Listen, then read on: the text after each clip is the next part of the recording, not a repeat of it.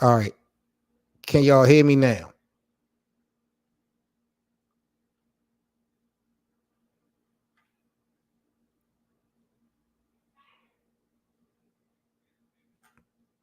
Let me know if y'all can hear me. Am I still not being heard? All right. Okay. So I got to talk to the bosses about myself. If I was talking all this time, oh, still can't hear me. Oh shit. Now it's good. I might not have actually been in the stream this whole time.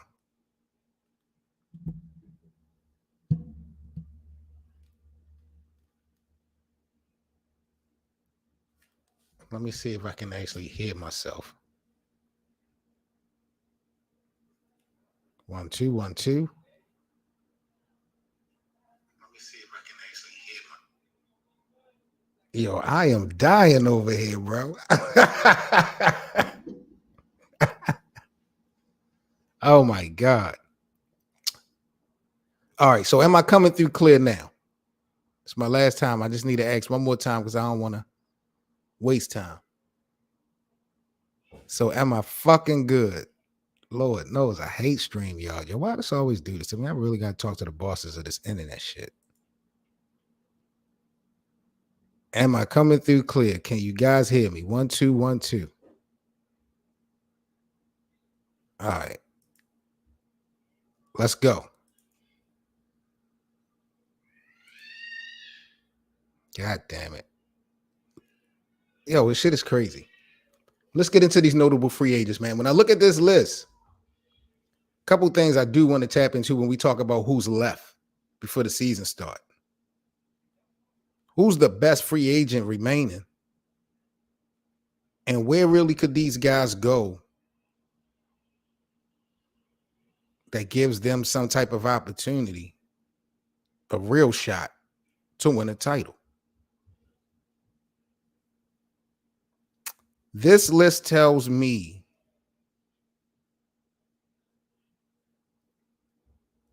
that the best free agent out there all around.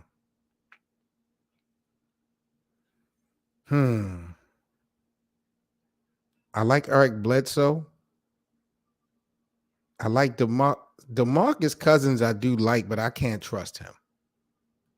And I like Isaiah, but he's too small. Carmelo, if I say Carmelo, I'm being biased. To me, Eric Bledsoe might be the top free agent remaining. All these other guys got something with them. Carmelo age. LaMarcus, he's done. Blake, I don't know what's up with Blake. Blake is just, he's a key. He can be a piece, but not no key piece. He had his opportunity in Brooklyn. That just didn't work out. Dennis Schroeder, he's good, but he's not better than Eric Bledsoe to me. Iggy, nah. Iggy is washed. Dwight, nah. I'm done with Dwight. I'm done with Tristan. Isaiah Thomas, like I said, I like Isaiah, but these are too small. DeMarcus really can play, but it's just something about DeMarcus. I can't buy into him. Lou Williams did have a moment, but he kind of fell off ever since he got traded. And Hassan Whiteside, he's definitely a dope rim protector, but I've never really been sold on him. So to me, Eric Bledsoe is the top free agent that's still available. This to the day still bugs me out on how the Knicks did not pull a trigger to get Spider-Man.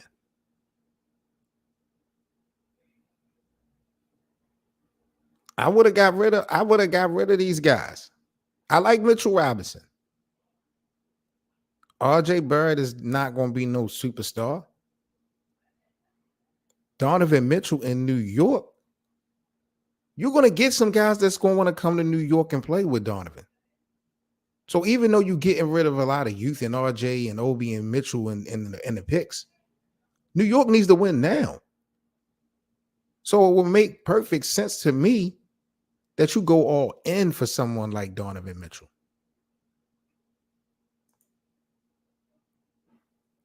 I think that's what it all boils down to. Them guys just don't like winning. When the last time they really had an opportunity, a real opportunity to get a star in the Knicks? KD really wasn't never going to go without Kyrie. LeBron didn't really take that serious.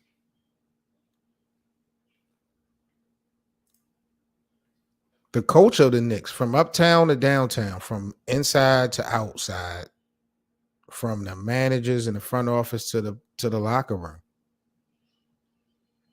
nobody really want to rock with them. But this was a dumb move to me, man, in my opinion, not pulling this trade off.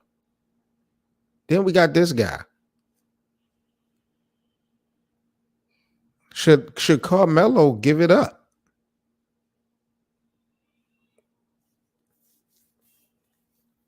I really would like to see Carmelo. I mean, I would like to have him running back with the Lakers. I don't know why they let him go, but he might be done there. Might be an experiment. But I want Carmelo really to go to Brooklyn. I really want him to maximize his opportunity to get an NBA title.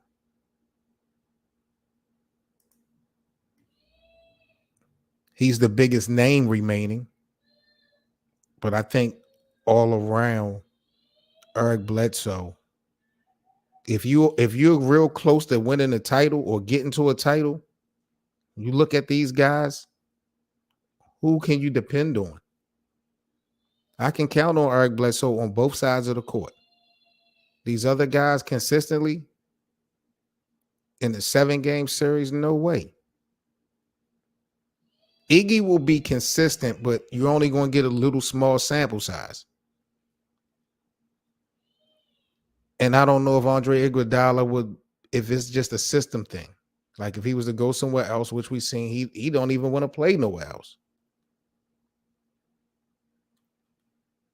Brooklyn don't have no, well, I'm not going to say that. But if the Nets was willing to go with Blake and all these other guys, why not give Carmelo a chance to run with Kyrie and Kevin Durant? Would he not fit in New York again? Carmelo is done, really. This is what we're doing today. Wow. No, man. I mean,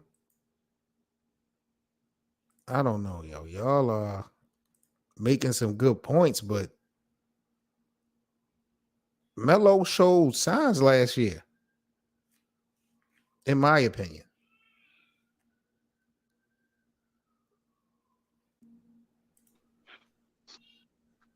BA, what's happening, brother? Hey man, what up? 7? What's good? What's good? You think Melo is done? Yeah, I think Melo done Wow, bro. because he's a liability defensively, and he's not very. He's not. Uh, you're you're a liability defensively, and then on top of that, you're not offensively efficient as you were when you were younger. So I think he's done, bro. I mean, I'm sure somebody's gonna pick him up. He's gonna sit at the end of somebody's bench. But he has Carmelo still has that pride of I'm one of the greatest ever, so I should still be playing because I can still play. But yeah, I think he's done, man.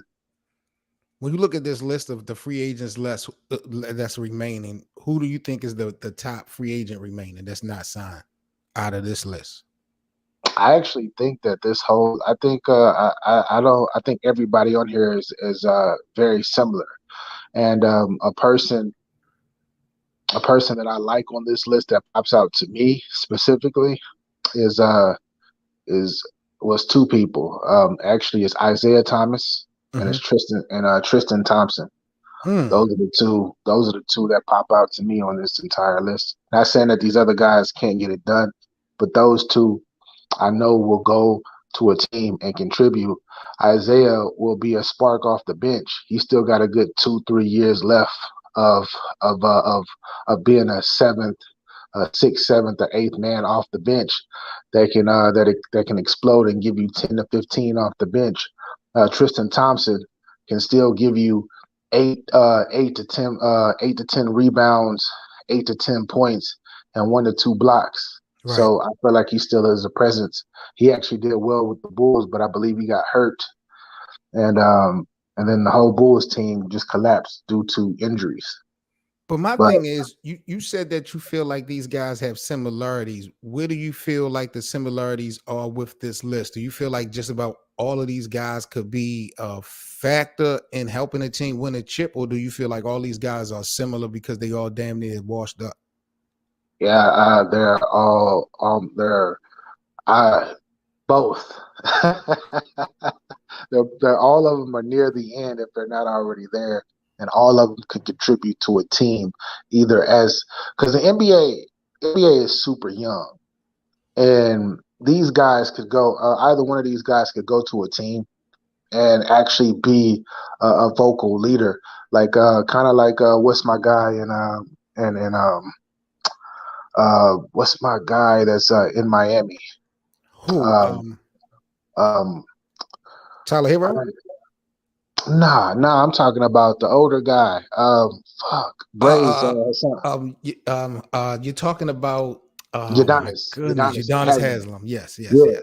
I feel like in Udonis Haslam plays a big role. Like he's the guy that's vocal, that's giving everybody that's that's pumping everybody up, getting them ready to play, keeping them professional, and that's why Miami, without having a great team, a lot of those guys got confidence and they play well. They've been playing well for each and every year, pretty much for the last 3-4 years. Let me ask you this though, because you brought up an interesting point, something that we had debated a little while ago when it comes to Udonis Haslam. I feel like he's definitely relevant to the Miami culture, even in Yeah. year 20. But Yes. do you feel like he's taking up a roster spot? Because Miami, they still short on getting over the hump. Do you feel like that not Hassan, do you feel like Udonis Haslam is taking up an important roster spot for Miami to get better? I don't think so, and I think that they have a. I think that they they were one. We're talking about a team that was only one shot away from making it to the finals. With like the last, think about it, the year that they made it to the finals, uh, they had 3 players, 3 starters that were hurt. The year that they did make it to the finals and they lost to the Lakers in a bubble, they had 3 starters that were hurt.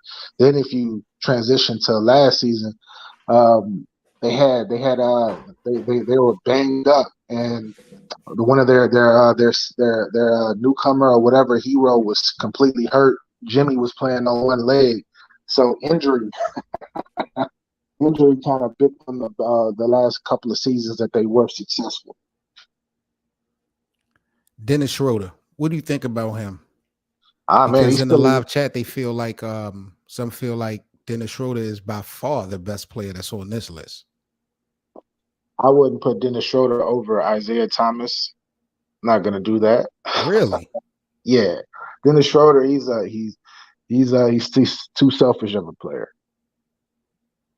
and that's why he has the game and he has the skill, and he should be, because he's the youngest person on this whole entire list.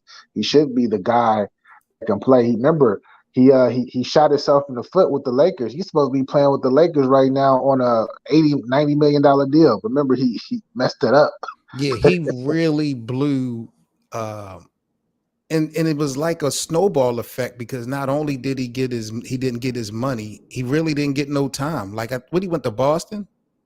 Yeah, he went to Boston, and he ended up being they traded him out of Boston to somewhere, and then he wasn't in the league. I mean, I don't know, was it who did he go to? Because Boston traded him to somewhere.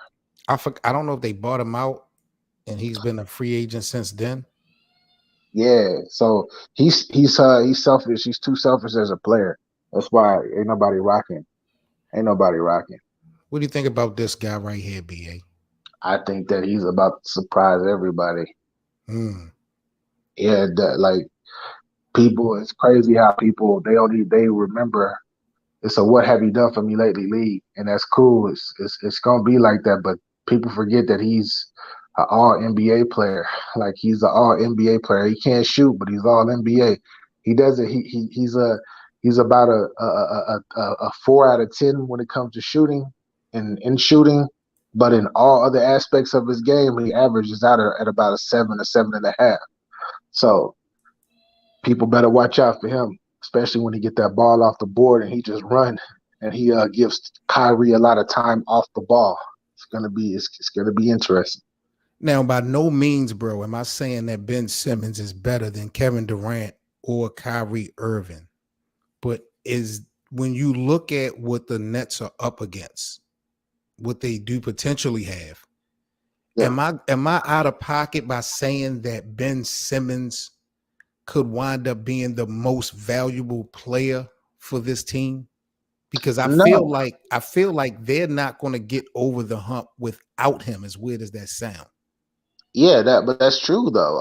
I believe that he's the most valuable player, just like James Harden was the most valuable player on the net on the Nets before he left.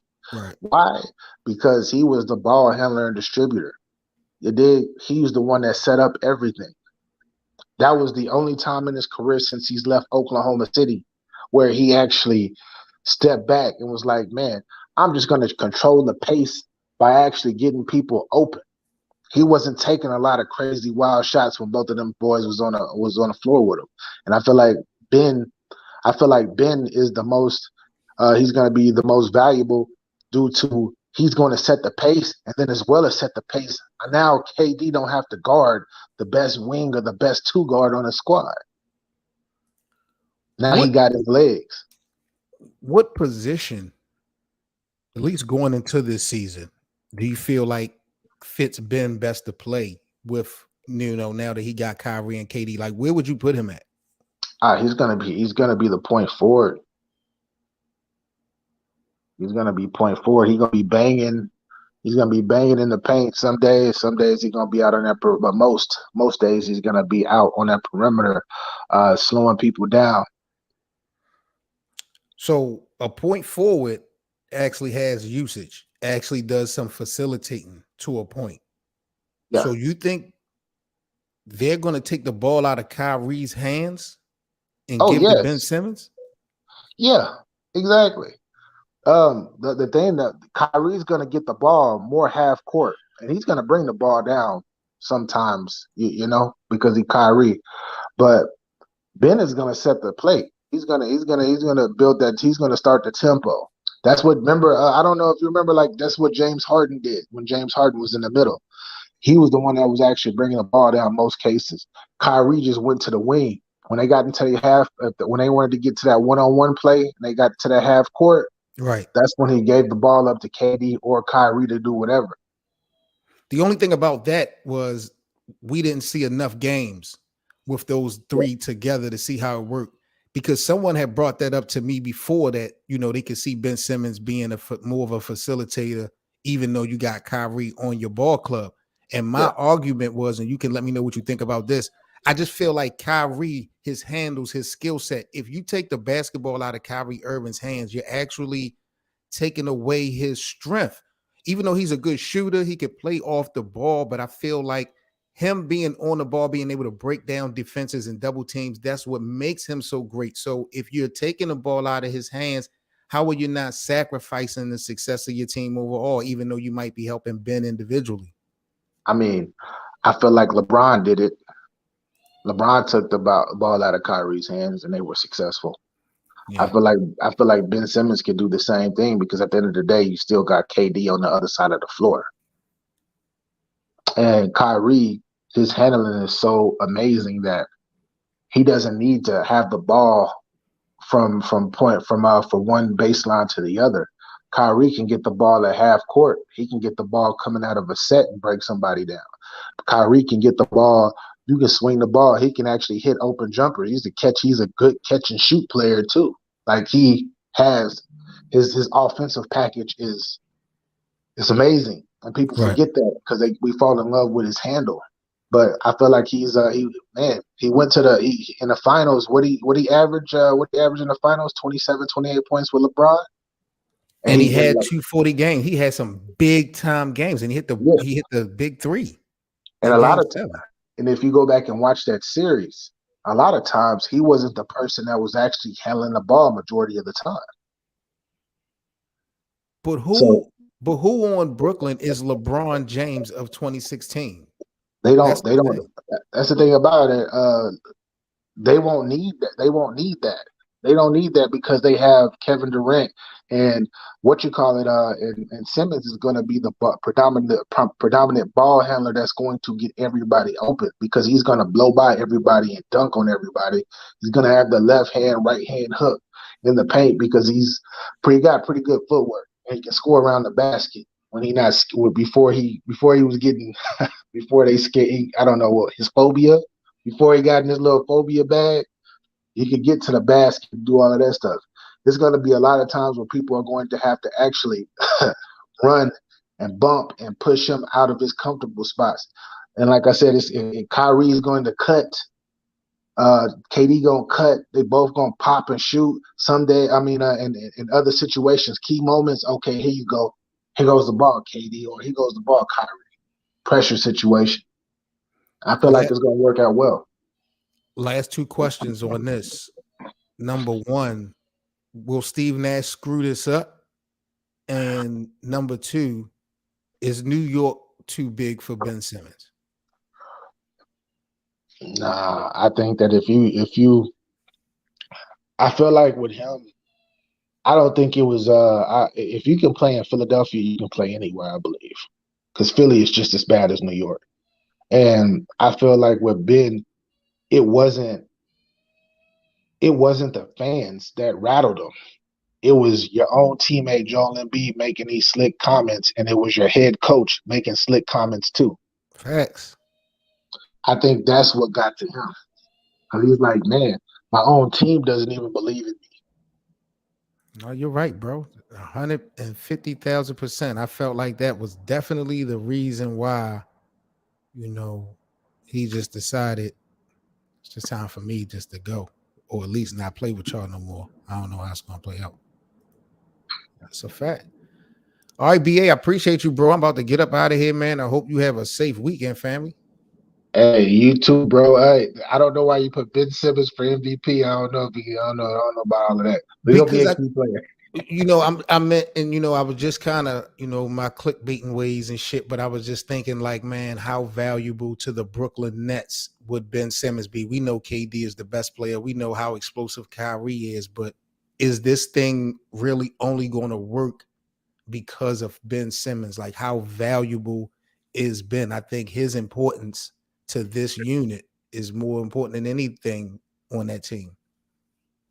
Yeah, well, to all I can say, bro, is thanks for having me on and to be continued, brethren. Team 30 for 30. You already know. Already know, bro. Appreciate you, bro. As always, make sure y'all subscribe to my bro.